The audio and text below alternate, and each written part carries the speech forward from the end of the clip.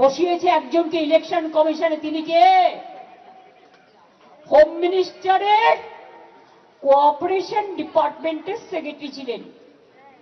আমার সাথে আপত্তি নেই, কিন্তু ভ্যানিশ কুমার যদি ভোট ভ্যানিশ করে দেয় তাহলে বলবো না কেন? আপনি কি ম্যাজিশিয়ান? জনগণ ঠিক করবে কাকে ভোট দেবে, না আপনি বিজেপিকে ইলেকশনে জেতাবার জন্য সব নাগরিকদের অধিকার কেড়ে নিচ্ছেন? নাগরিকদের অধিকার কেড়ে নিলে আপনার অধিকারও আমরা কেড়ে নেব। মনে রাখবেন, আঘাত করলে প্রত্যাঘাত কি করে করতে হয়।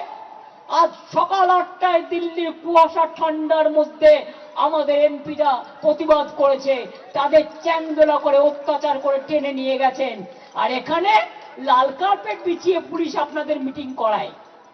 কোর্টের পারমিশন নিয়ে আসেন, সব তো দখল করেছেন। আমি কোর্টকে দোষ দিই না, বিচারের কাছ থেকে আমরা বিচারের বাণী আশা করি, নাথিং এলস।